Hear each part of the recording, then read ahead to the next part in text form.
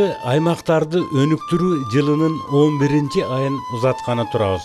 Жалпы элибиз жыл аягында баш этегибизди жийип, эмнелерди аткарып, эмнелерди аткара албай калгандыгыбызды эстеп, артка бир кылчайып карап, алдыбызга максат коюп дегендей жашоо үчүн күрөшүп келебиз. Мындай учурда мамлекеттик салык кызматынын жамаатына өзгөчө жүк жүктөлөт. Анткени өлкө казынасын толтурууда алардын орду алдыңкы сапта турат. Областагы эң чоң райондордун бири Сузак районундагы мамлекеттик салык кызматынын эмгек жамааты быйылкы жылды кандайча жыйынтыктап жатышкандыгы туурасында бүгүнкү элет турмушу программасында кенен сөз кылуу максатында ишкананын босогосун аттадык. Мына ошентип аймактарды өнүктүрүү жылы да аяктап баратат. Өлкө башчысы айткан. Ошо Сузак райондук салык кызматы ушул жылы кандай жумуштарды аткарды? Ушу жөнүндө кыскача айта кетсеңиз. Айыл аймактарын өндүрүү программасы боюнча биз Сузак районунда жер байлыктарын изилдеген текстонтер ишкана бар. 10 жылдан бери каралбай калып кеткен экен. Ошондон 14 миллион айыл өкмөттөргө өндүрдүк. Кен байлыктарынан Кара Даря айыл өкмөтүнө 4 миллион 600 миң, Кызыл Тоо айыл өкмөткө 6 миллион, Ырыс айыл өкмөтүнө 1 миллион, Сузак айыл өкмөтүнө 2 миллион өткөрдүк. Дагы айыл өкмөттөр калгандарын дагы кийинки жылга караштырып атабыз. Баары биригип 26 миллион сумма бар экен. Аны биз геологияга барып, тактап, расчетторун чыгарып, ошо текстон ишкананын жетекчилери менен сүйлөшүп, 14 миллион өндүрдүк айыл өкмөттөргө өткөрүп алышты. Калган 12 миллионду эмдиги жылга аракет кылабыз өндүргөнгө. Эми бул акча ошол эмне үчүн айыл өкмөттөргө бердиңер? Ошол баягы жер кен байлыктарын изилдеген ишканалар айыл өкмөттө канча территориясы болсо, ошо территорияга карап суммасын эсептегенде ошо бөлүнгөн сумма. Кызыл Тоо айыл өкмөтүндө 12 миллион, Кара Дарыяда 4 миллион 900 миң, ошондой жердин территориясына карап туруп бөлүнгөн суммасы чыгат экен ошондой чагым. Ошол акчаны өздөрү өндүрсө болобу?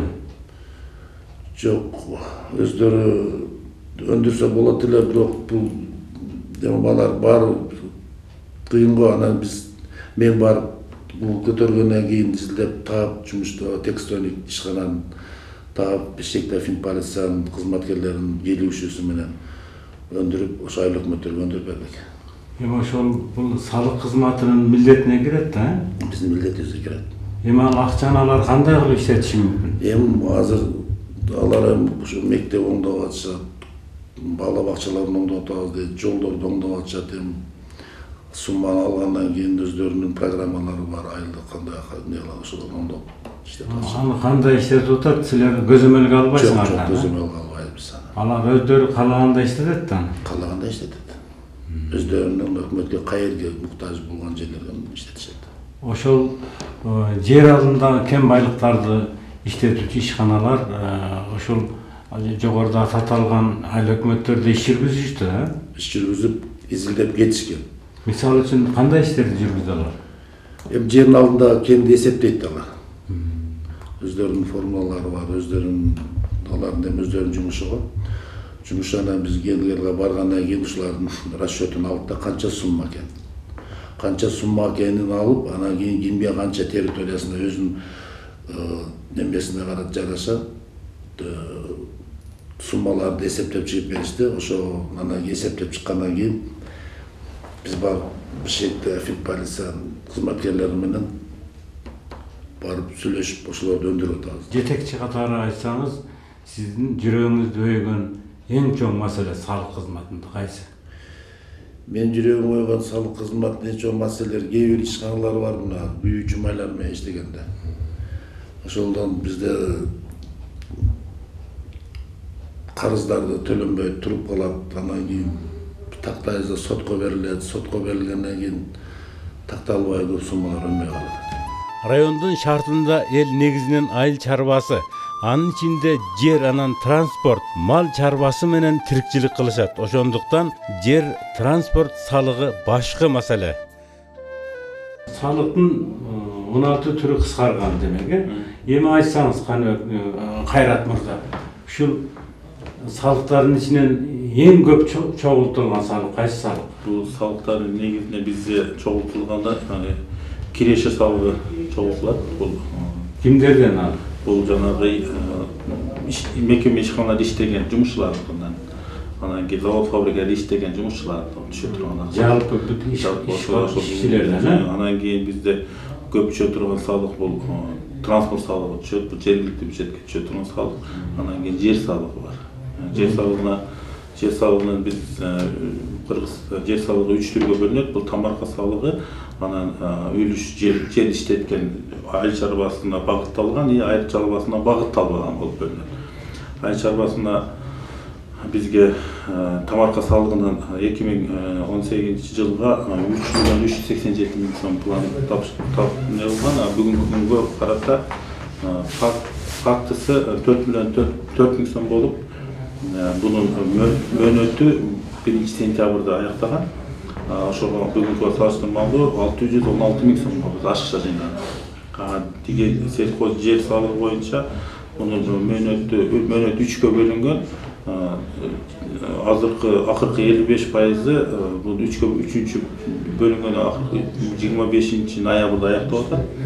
Ошо 25 аяктаганда бул салыктан 11.259.000 сом пландалган. Биз бүгүнкү күнгө 10.979.000 сом. Ошондо дагы булай мен азыр ушул ай менен ушул пландарды жабалы деген оюбуз бар. Несі бул айыл чарбасына багытталбаган жерлерден 6.674.000 пландалса, бүгүнкү күнгө 5.581.000 сомго болуп, ошондо азыр дагы 887.000 сом план чогултушубуз керек. Азыра турат да. Жылдын аягына чейин чогултушубуз керек. Чогулат да. Бул Кудайым буйрса, айдын аягына чейин, жылдын аягына чейин чогултабыз деп аракет кылып атабыз. Бирок бул ушул пландын аткарылышы кишилерде бизге кыйчылык жаратып атат. Ошого көбүнчө балдар ушул багытта иштетип азыр план тапшырмаларды бергенбиз. Ушул план азыр Кудайым буйрса ошо аткарылып калат деген оюбуз болуп турат. Жердин налогу биз Кызылтууга карайбыз. Кызылтууда бардык суунун налогу, жердин налогу, үлүштөрдүн налогу төлөнгөн эч кандай немебиз жок. Убагында төлөйбүз. Машинанын налогу дагы бар эле, машинанын налогун да убагында төлөп. Салыкчылар бар болсо менен убагында. Салыкчылар барат, бесең справка тактама бербейт экен да убагында төлөбөйдүң анда мындай деп штраф салам анан деп. Убагында төлөп, жүзүбүздү жарык эле иштеп атабыз, жакшы жүрөбүз. Сиз өзүңүздү тааныштырып берсеңиз. Сеңир айылынын тургуну болом. Орунбеков Ибраимбек Камчыбекович болобуз. Ишканаңыздын аты? Биз жеке ишкербиз. Жеке ишкерлербиз. Буга чейин салык төлөөдөн качкандар, жашыргандар көп болгон болсо, улам жыл өткөн сайын андайлар азайып бараткандыгын айтышат. Мындан 5-6 жыл мурда салык төлөбөй качып жүргөндөр көп эле да. Мына быйылкы жылы кандай болду? Ушу салык төлөбөй качып жүргөндөр да барбы же жокпу? Туура, сиз айткандай 5-6 жыл мурун салыктан төлөөчүлөрдүн башты бир 60-70% качып жүргөн болсо, азыркы күндө төлөөчүлөр, салык төлөөчүлөр арасында кыйла түшүнүк пайда болду. Биздин түшүндүрмө иштеп жүргөн негизинде. Бирок ошентсе да алардын ичинде бир 5-2 качып жүргөн ишканалар болот. Аларды атап айтып кетсек, мисалы үчүн бизде муну Домата деген заводубуз бар, пактаны карыштап чыгарчу завод. Ушул ишкананын бүгүнкү күнгө карызы 10 миллион карызы бар. Бирок ошол ölçүдө бул кишилердин НДСтен карызы бар, АЭС боюнча. Ошол ölçүдө жергиликтүү кошумча зар салыгынан 6 миллион ашыкча төлөм бар. Бирок ошол булардын ошол 10 миллион карызыны төлөп жүргөндүктөн биз буларды ошо 10 миллион сом тамга жарашыктуу биздин мыйзам негизинде товарын камакка алып койдук. Андан сырткары биз булардын баягы банктагы эсептик шотуна өзүнүн мыйзам негизинде шотун жапканбыз. Ошонун жыйынтыгы менен биз ошо шотун жапкан негизинде эсебинде булардан 200 миң биз өндүрүп алдык. Мажбурлап өндүрүү болду да. Андан сырткары буларга пост койгонбуз өз ишканасыга. Кассасына күндүк ара күндө балдар барып текшерип, кассага наличка акча түшкөн болсо аны өндүрүп турабыз. Булар канча жылдан бeri төлөбөй жүрөт? Булар быйылкы жылда эле чыкты булар. Быйылкы жылдын башынан чыкты. Бирок ошого карабастан биз буларга жетекчилик штраф салганбыз. Штрафты алып төлөп беришти. Былтыр төлөгөнбү? Былтыр төлөгөн. Былтыр булардын мынча карызы чыккан эмес да. Быйыл 2018-жыл башынан карызы чыгып келатат. Быйыл начар болгон окшойт иш. Жок, булардын азыркы учурда өткөндө биз ошол товарны камакка алган учурда буларда чиликти немен семечканы кайра иштетип, булар пакта майын чыгарган. Ушул пакта майын азыркы күнгө чейин сатылбай турат да, бар. Остаткасында бар. Өтпөй атабы? Өтпөй атат окшойт жана. Турат да, биз барып көргөндө пакта майы бар эле. Биз карыз эмес, ал переплат болуп калган да. Бизден эме келет, семечка келет. Семечка келгенде эндесем переплатабыз бар азыр. Переплатабыз. Өзү негизи биз ошо 7 миллион, 8 миллион биз төлөп бергенбиз. Аны переплатаны бизге кайра бериш керек буларчы. Ал биз ошо менен зачет кылабыз десек, азыр өкмөттө акча жок. Зачетту биринчи баягы консулство, посольстволор кылат. Андан кийин ашып калган акча зачет кылабыз деген да.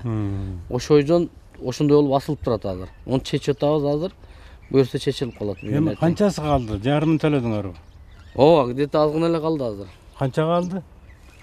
Где-то 3-4 миллион болуп керек. Кредитиңер да бар экен, анан кредитин төлөп, анан салыктын карызын төлөбөй атат деп. Жок, ал андай эмес да. Андай эмес да. Бизде болгон нерсени айттым го азыр. Просто биз переплатадан эме болуп калганбыз да. Эндеси эмесиненчи. Өзү негизи буну жабышыбыз керек. Негизи биз төлөгөн акчаны эместен переплата кылып жабып бериш керек буларчы. Эндеске бул. Күнөө алар дабы? Жок, өзү күнөө алар дедиле, биз дедиле да. Ошо непонятка болуп азыр чечип атабыз бунучу. Буюрса бүгүн чечилип калат. Жаңы жылга чейин? Жаңы жылга чейин чечилет обязательно. Андан сырткары дагы ата ошол баягы ири салык карыздарын айтып айтып кетсек, Кичомат деген жоопкерчиликке коомунун 5 миллион 792 миң карызы чыккан. Каерде булар? Бул Барпыда. Булар көмүр менен эме шугулданган. Буларды биз карыз чыккандан кийин буларды сотко бергенбиз. Соттун чечими биздин пайдабызга чечилген. Бирок ошол болсо ушундай болсо да булар соттун чечимин аткарбагандыктан булар жетекчилик штраф салганбыз. Соттун бекители десек, сотту жок экен банкта булардын. Бирок бул ошо өз ыктыярында соттун чечимин өз убактында аткарбагандыгы үчүн биз буларды сот аткаруучуларга өткөрүп бергенбиз. Материалдар ушул жерде сот аткаруучуларда турат. Жетекчиси ким? Жетекчиси эстелбейт экен, аты эсине чыкты жетекчиси. Алардын себеби эмнеде болуп атат? Себеби буларчы мындай болуп калган да, буларды бизге ошол учурда кылган ишин учурда төлөбөй калгандагы учурда аздан булар иш кылган, бирок ошол чыккан ишиге жараша берген ачууна жараша акчасын төлөбөй качып жүргөндүктөн булар карызын көбөйтүп алган. Чогулуп калды. Чогулуп калганда эми чоң сумманы 5 миллион төлөбөй атат да, кыйналып атат.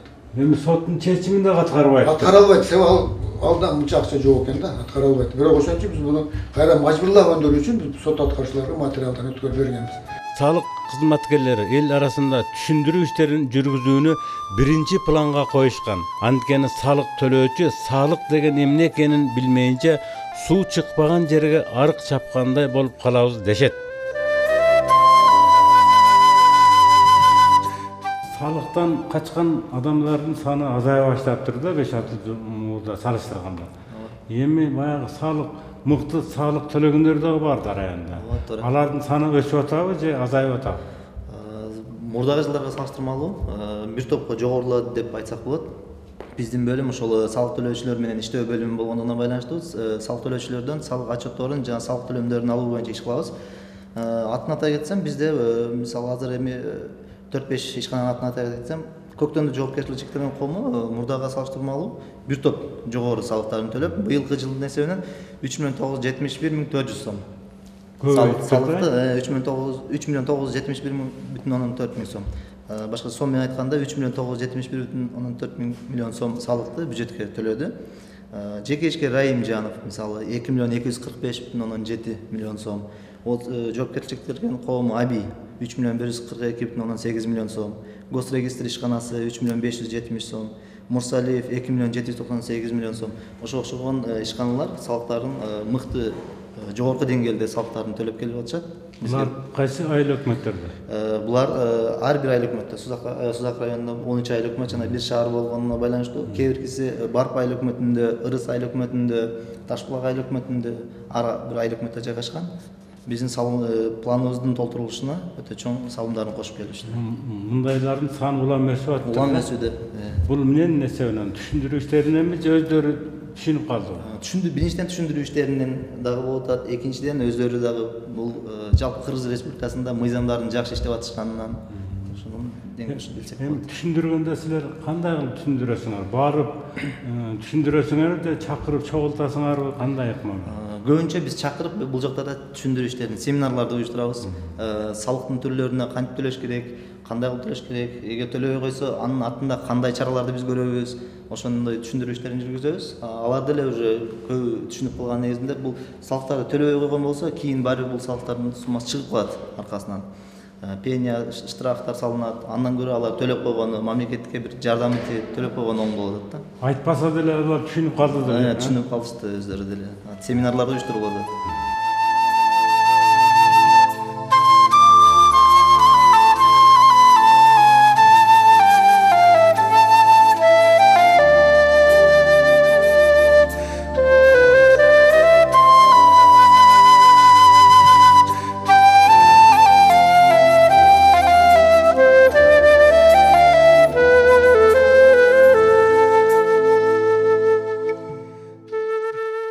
Эми келерки жылды быйылкы жылды жакшы жапсак, келерки жылды дагы эле ушундай салыкты көбүрөөк чогултабыз, жакшы иштейбиз деген ойдобуз. Эми бул салык чогултуунун улам көбөйгөндүгү бул элдин турмушунун жакшыргандыгынан кабар берсе керек, Ооба. Себеби жакшырып иштей башташты, иш менен камсыз боло баштады, жаңы ишканалар ачылды, көп кишилер иш менен камсыз болот. Ошондон анан салык көбөйөт, иш болбосо каяктан салык болот. Ошонун негизинде көрүнүп эле турат да, анан быйыл уже 42-43 миллионго былтыркыга караганда көп чогулуп атат. Бул деген ушу элдердин иштеп, ошо төлөгөн салыгынын негизинде жашоонун жакшырып бараткандыгынын белгиси да.